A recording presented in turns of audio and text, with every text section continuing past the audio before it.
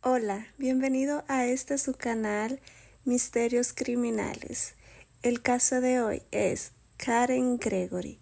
Pero antes de iniciar, suscríbete a mi canal, dale me gusta y comenta para que YouTube te avise cada vez que haya nuevo video. Karen Gregory nació el 29 de marzo de 1948 en el condado de Albany, New York. Quienes conocieron a Karen Gregory la recuerdan como alguien que tenía un maravilloso sentido del humor y un corazón bondadoso. La gente simplemente la amaba, dijo su hermano Roy Marshall.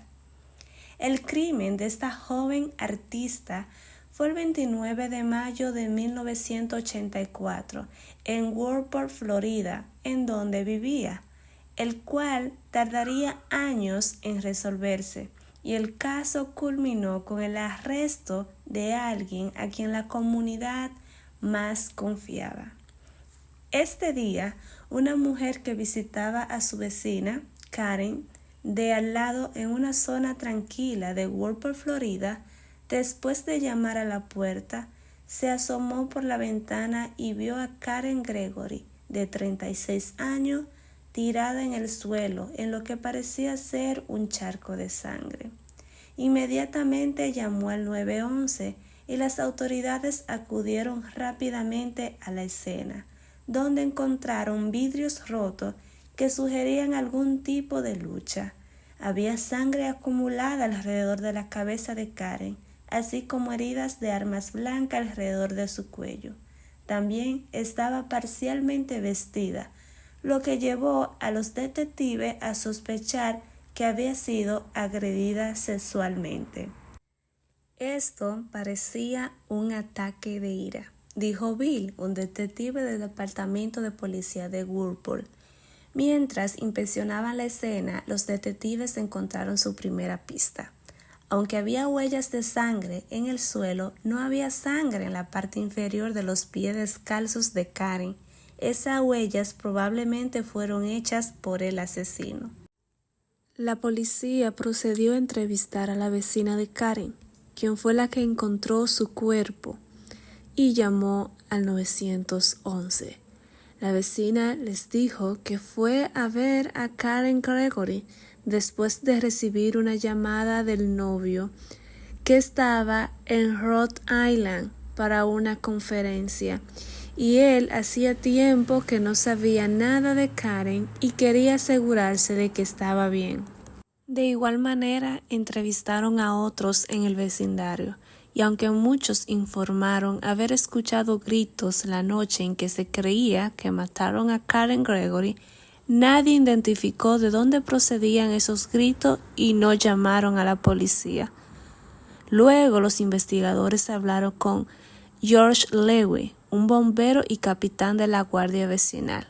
Le dijo a la policía que había estado trabajando en su automóvil en su garage esa noche, y a pesar de que la radio estaba encendida, había escuchado un grito leve. Dijo que incluso había salido a la calle a buscar algo raro, pero que no había visto nada. Este hombre dijo que lo único extraño que vio fue a un hombre que conducía hasta la casa de Karen la noche anterior. Caminó hasta la puerta y luego regresó a uno de los autos afuera de la casa, donde dejó una nota antes de irse. Las autoridades sabían exactamente a qué se refería George Lewis, el capitán de la guardia vecinal, ya que durante su investigación encontraron una nota en un automóvil firmada por alguien llamado Peter, que decía que se había detenido y no había visto a nadie en la casa. No pasó mucho tiempo para que las autoridades pudieran rastrear e investigar a este hombre llamado Peter, el que dejó la nota en el carro afuera de la casa de Karen, y traerlo para una entrevista.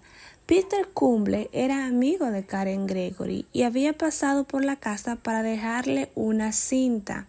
Este hombre aceptó darle a la policía sus huellas digitales y la huella de los pies, y le permitieron irse, pero aún no estaban convencidos de su inocencia. 3 días después del asesinato de Karen llegaron los resultados de su autopsia. La autopsia arrojó lo siguiente: la habían apuñalado docenas de veces y le habían cortado la garganta, la habían torturado, abusado y acabado con su vida por lo menos medio día antes de que alguien la encontrara. Como saben, el novio de Karen, su pareja sentimental, no se encontraba en la ciudad. Entonces, él regresó de su viaje y se reunió con la policía. Mantuvo su inocencia y expresó sus propias sospechas sobre Peter Kumble, quien dijo que había estado tratando de acercarse a Karen.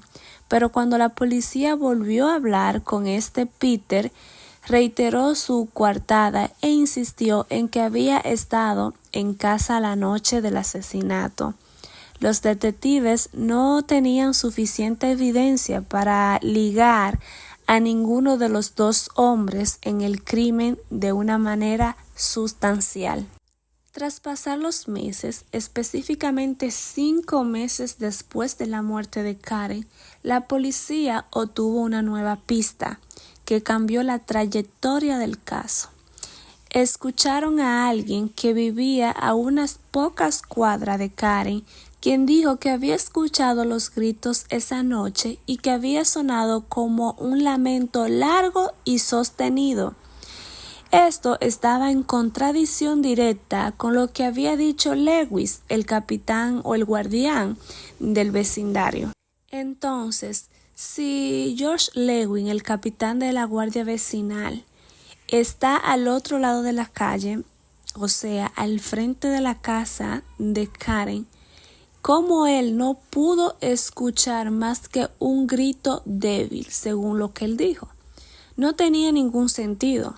Tras esa nueva información, la policía decidió traer a Lewis para interrogarlo nuevamente, y aunque insistió en que solo escuchó un leve grito que lo llevó a salir a mirar, luego agregó un nuevo detalle, afirmando que había visto a un hombre alto y pelirrojo parado cerca de un árbol en el patio delantero de Karen.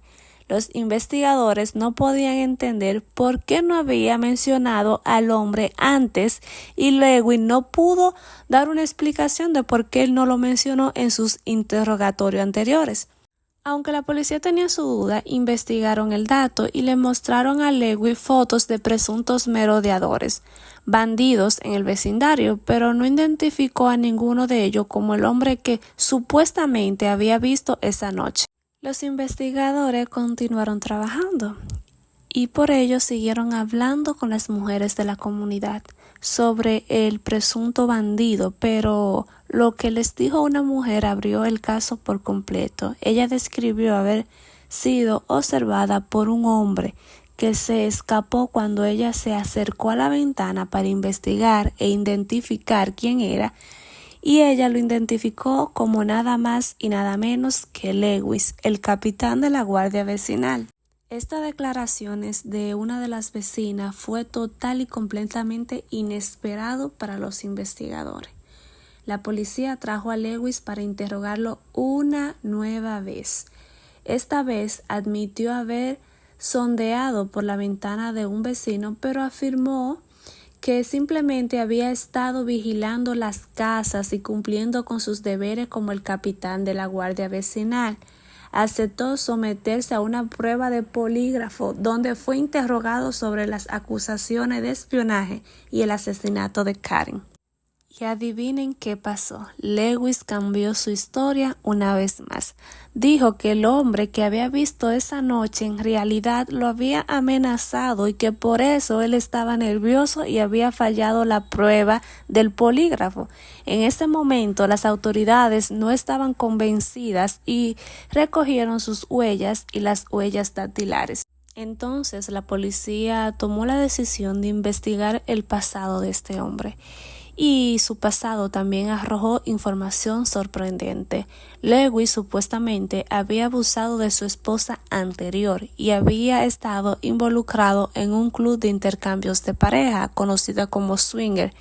Sus amigos también hablaron con la policía y dijeron que Lewis había mostrado interés sexual en Karen Gregory, incluso antes de que ella se mudara con su novio David, e incluso había hecho comentarios sobre querer tener una orgía con ella. Finalmente, el FBI completó su análisis de la huella sangrienta que fue dejada en la escena del crimen, y esta huella coincidía totalmente con la huella de Lewis. Cuando la policía trajo a Lewis para interrogarlo nuevamente, tenía una nueva historia. Esta vez, él afirmó haber subido a la ventana de la casa de Karen. Una vez que la vio tirada en el suelo, entró para ayudarla y vio que le habían cortado la garganta. Pero eso era un detalle que solamente el asesino habría sabido, y la policía no creyó su historia. Por supuesto, la policía no creía absolutamente nada de esta nueva versión que daba Lewis, porque ha dado tanta versión en el transcurso de la investigación. En cambio, la policía creía que Lewis esperó hasta que David, el novio de Karen, estuviera fuera de la ciudad para atacar a Karen Gregory. Luego de todas las evidencias recaudadas por parte de los policías, Josh Lewin fue arrestado por violación y asesinato hacia Karen Gregory. Este hombre fue a juicio y fue declarado culpable y condenado a cadena perpetua sin libertad condicional. Esta sentencia en el juicio contra Josh Lewin fue de gran consuelo para los familiares y para el novio de Karen, ya que se hizo justicia y no se quedó impune tan vil crimen. Un dato sobre el criminal Josh Lewin: este hombre murió en prisión en el 2015 a la edad de 52 años. Esto ha sido todo por la entrega de hoy. No olvides darle me gusta, suscribirte al canal y comentar. Hasta el próximo caso.